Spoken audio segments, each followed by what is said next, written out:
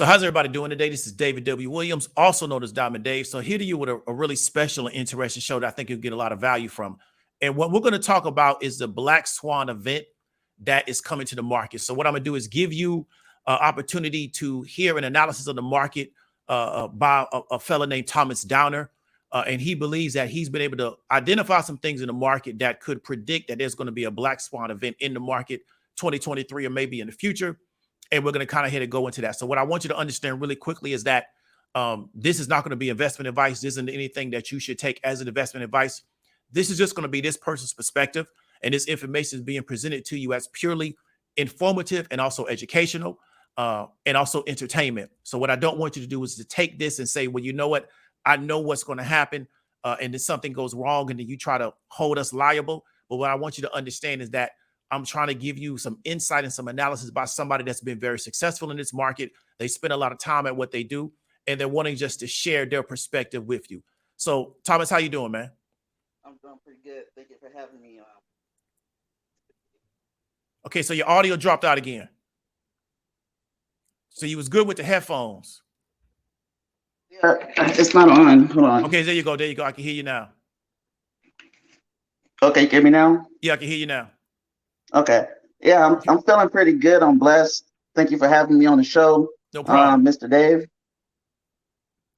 Okay, so what's going on? What did you want to explain to us about this Black Swan event that you think is coming to the market? Well, to get started, okay, so that everyone knows this ain't just purely my imagination or hype or nothing like that. I want everybody to pull up US inflation, usinflationcalculator.com, okay? Because people lie, numbers don't lie, okay? And when you pull that up and you look at the history of inflation, you'll notice that during periods of high inflation, a Black Swan event would happen and then inflation would drop. Okay. So, for example, if you look at 1916 through 1920, right, you'll notice that the inflation levels was crazy high. But then 1921, stock market crash, inflation then lowered. And it continues to do that every couple of years or so. And every time the inflation is lowered is due to a Black Swan event or what have you. And I'm saying that between 2008 and 2020 was the longest period we went without some type of Black Swan event. And now we're at the point to where we're in a cycle where we're actually due one between now and 2030. Now, I'm not saying that the government engineered these events to accomplish lowering inflation, but I am saying that the timing is suspicious, right? Okay, so let me ask you a question. So you say high inflation. What inflation level were we over, or what we over north of when these Black Swan events happen? Well, it varies, right? Okay. I saw where it was high as 19%, and then it lowered up to negative rates for a couple of years after a Black Swan event. And then you'd see where, okay, it'd go positive, but then a Black Swan event, we go back negative. Okay. You know, the most important ones I was looking at was 2001, 2008, and 9, what have you, 2020, you know, and negative interest rates after the Black Swan event. But something else I want you to notice is these Black Swan events just happen to somehow benefit our government. It allowed them to pass certain legislation and regulations that somehow allowed them to tighten control or reach an objective that they wanted to reach anyway. Okay, so I understand, but I want to keep it on more on the trading side. So how do you, from a market standpoint, how was the black swan event determined? Like what is the characteristics of a black swan event from a market-based standpoint? So typically during these black swan events, what you'll see is the market dips. Okay. The market tanks. And the market tanks, and then the market rallies for the next couple of years. Okay. So basically what you see is what we would consider a bear market for a little bit, and then a strong bull market. Now, I believe that this upcoming black swan event is going to be based on the crypto markets. Okay. Now, and the reason why I say that is because the US dollar is under threat. You know, you have Russia, China,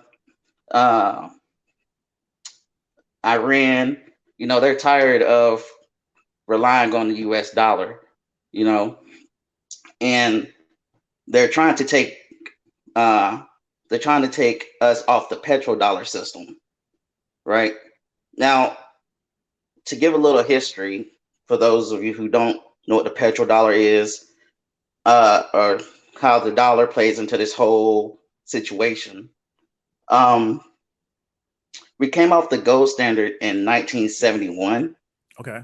And when that happened, you know, the dollar wasn't backed up by anything. So the dollar just plummeted, right? And then in 1973, well, we partnered with Saudi Arabia, and we said basically, hey, if you back up our dollars with oil, right, force other countries to purchase your oil with our US dollars, we'll protect you. Okay. Right?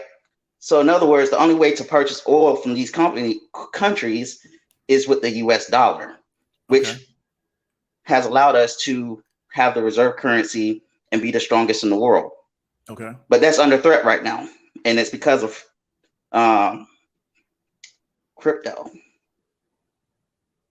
Right. Okay, so I'm not seeing, okay, I'm familiar with the petrodollar and how they use that to generate a reserve currency, but I'm not seeing the connection to where crypto is going to threaten that unless you can start buying oil with crypto.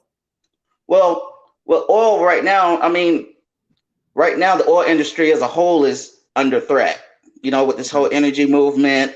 So reliance on oil in general is declining. But the biggest threat right now, the bigger threat is not relying on the dollar in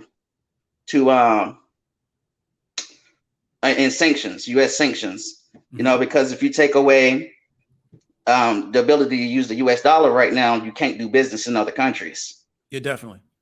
So right now, that's where crypto comes in, because if you use crypto, if there's a way to use crypto as an alternative payment, they can get around US sanctions. Yeah, I agree with you there. I'm just trying to figure out where the market is, because you know, US is one of the biggest oil sellers. Right. OPEC is also one of the biggest oil sellers. So we have Russia selling a large amount of oil. They were selling a lot to what we call Western Europe, India, parts of Africa. But then what crypto would they be using, or would Russia create their own crypto to facilitate the oil sales? Well, I believe they create their own crypto, their own form of payment. Okay. Right. But the problem is that right now, and the government knows this. That's why, have you heard of Fed Now? No, I haven't heard of Fed Now, but what I'm trying to do is, and one of the reasons why I wanted to bring you on is to try to give the people something that they thought could be tradable. So I'm trying to bring it back to the trading aspect. But I want to make sure that we stay in the trading space, because primarily that's pretty much what the topic is going to be. So are you saying that, okay, crypto is now going to become this particular currency in which we're going to exchange for oil? How do we move this along to something that we think can be tradable? potentially? Well, you want to focus on cryptos that are actual businesses. Okay. Real businesses that generate revenue. For example, one of my favorites right now is Gala Games. Okay. Gala Games, and I've posted this in other groups, but Gala Games is a real business. They have Walking Dead. They have they create games or what have you. They're an entire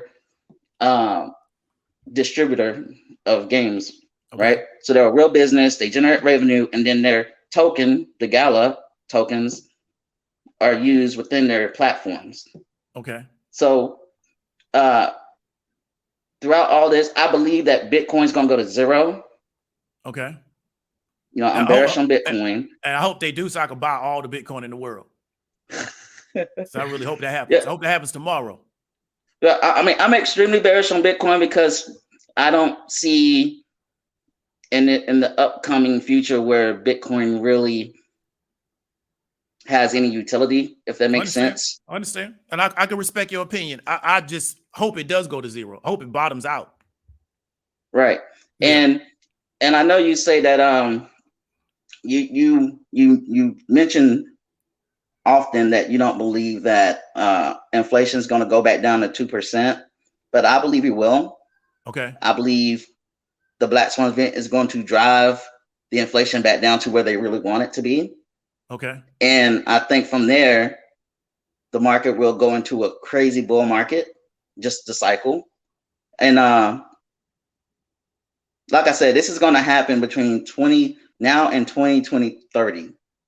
And hold on one second. I'm going to cut you off. So that's like, was it 7 years? Right. Because we just had one in 2020, and the pattern is 5 to 8 years or so. Yeah, I believe you there. So let me ask you a question. You believe that what happened in 2020, you believe that to be a Black Swan event? Yes. A Black Swan event is defined as something no one can see coming. Okay. That just drives markets. Just something. Just drives markets down. Right. Okay. Okay. Now there will be people that argue that they did see the pandemic coming. And I'm trying to keep it. I'm trying to keep it respectful because I don't want to accuse the government of doing something so malicious. Yeah, but this is the thing. It's not necessarily about the government because, like I said, we can keep it. So let me give an example. I know a guy that runs a fund that has people in China. Right. So when the Chinese were dealing with the pandemic, his information that he was getting about how they were having issues dealing with it. So then he now said, okay, he told his people in the United States, just short the whole S&P. Because he says once the news of that and those issues comes over here, right, then we know that it's going to cause a risk-off behavior, which is what it did. So because they had that on-the-ground information, so that's why I say I like to keep things on the trading perspective, because me thinking about the government, that ain't never made me $5.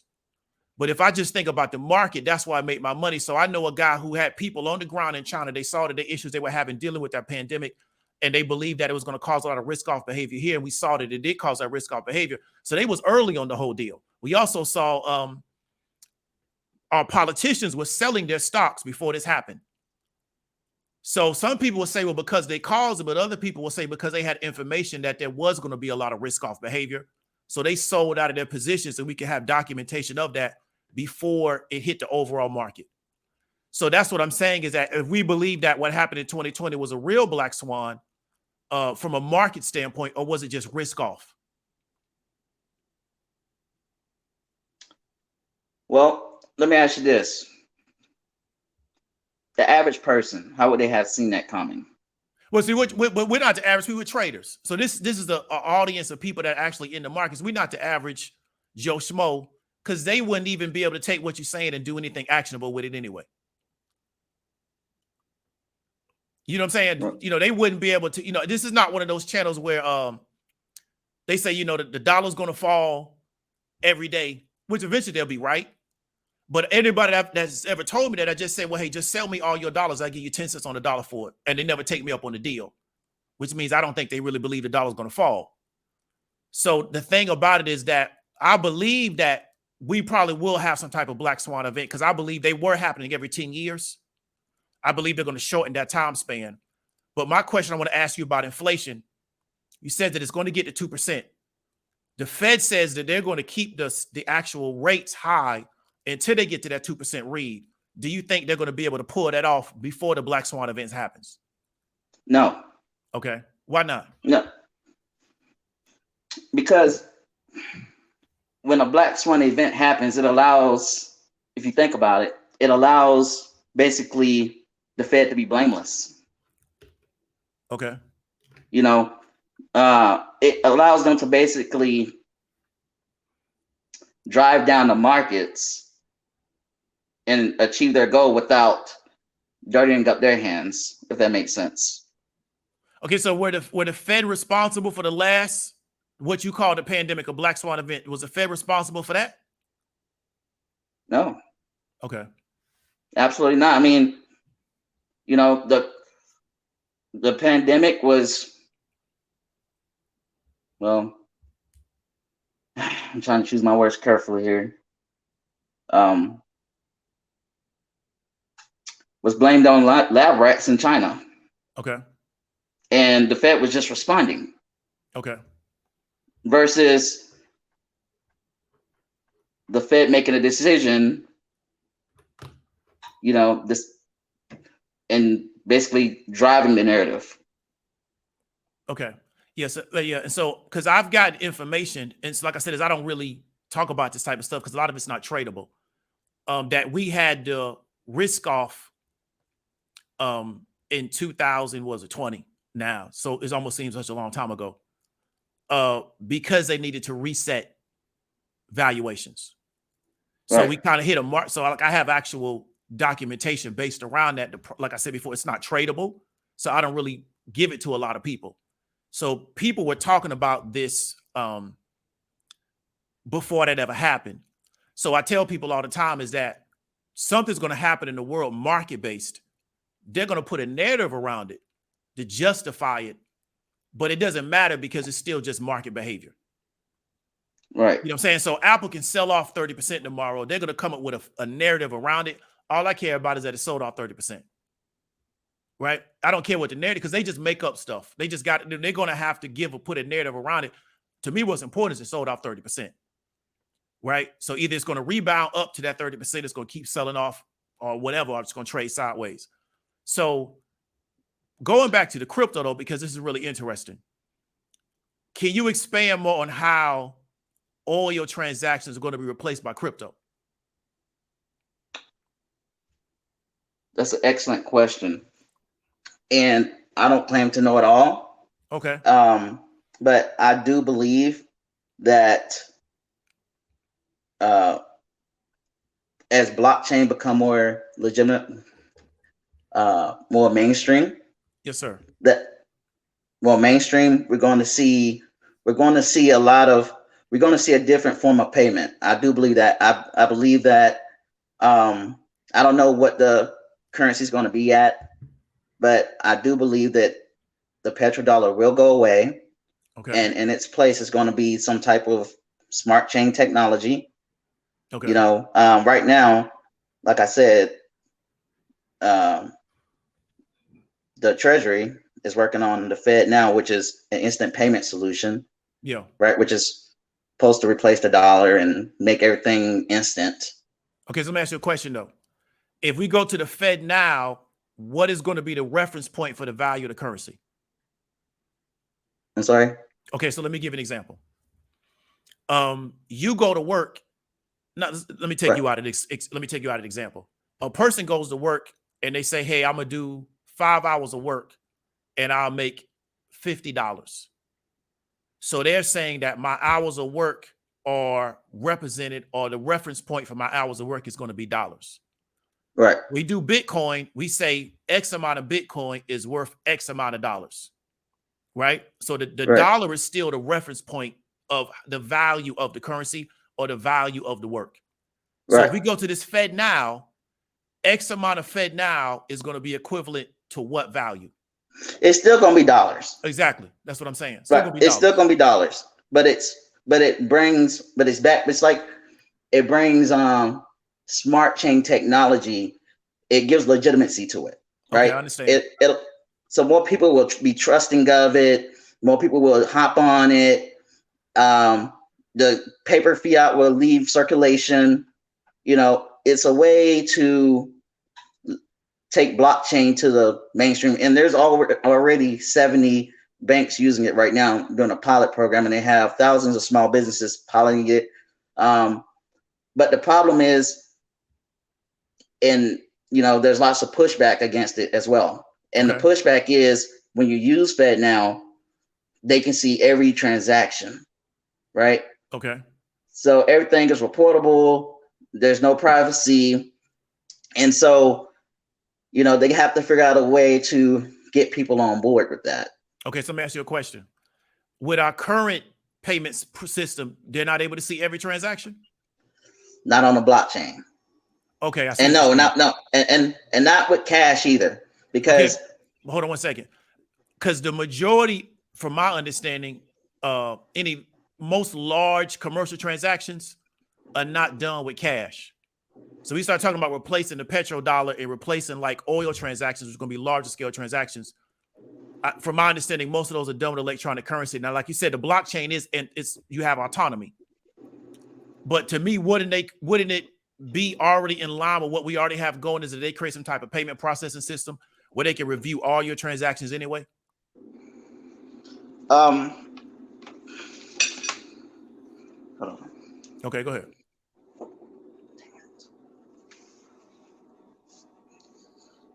Yes and no. Okay. Because it's not, a lot of transactions right now takes time, whereas FedNow would be almost instant. Okay, I see what you're saying. That's part of the biggest problem right now with blockchain that companies are trying to fix, is the speed of transactions. It's one of the biggest issues, especially with Bitcoin.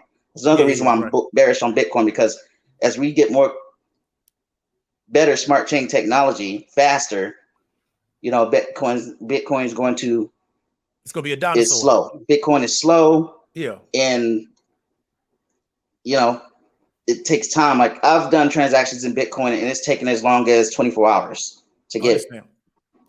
And that's problematic. Yeah, I understand that.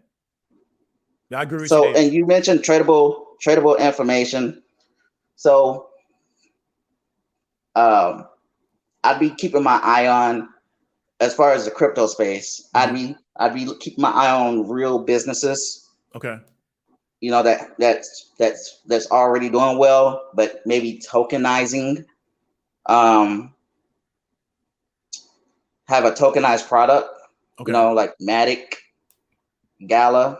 Okay. I'd be looking at banks that may be offering crypto services.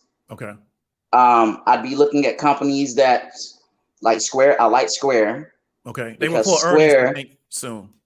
Huh? I say they report earnings soon. Yeah, but Square, I mean, they cash out and they have a whole suite of things that's crypto related. Okay. Right. So I'd keep an eye on those types of companies. HUT, I like HUT, HUT. Okay. HUT. They have a stronger balance sheet than Mara and Riot. Yeah. So HUT's one of my favorite alternative crypto plays in the stock market, if you will. And like I said, you can do your own due diligence, and right now HUT is only like $1 or something. They're very undervalued. Okay. But these are just alternative ways to get your foot into the crypto space if you're not comfortable with crypto yet. Okay. Is buy companies that are involved in crypto. Okay. And stay away from Bitcoin. Huh? And stay away from Bitcoin.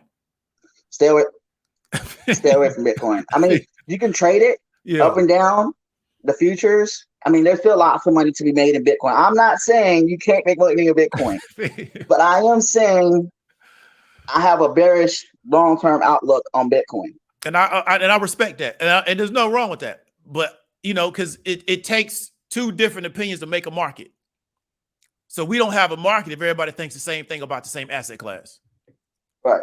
Yeah, because I was going to short Bitcoin I don't know, months ago. I just couldn't find the right vehicle to do it. Because I didn't like a lot of the exchanges, the way they were set up. But we seen Bitcoin hit a support at around, say maybe 15, 16,000. That's its hard support. Nobody wants to sell it under that price yet. Now, if we have the Black Swan event, that may happen. But we've seen for an extended period of time, Bitcoin hit that $15,000, $16,000 support. It won't get lower. I wish it would. I wish it would fall under 10,000 so I could buy a lot more.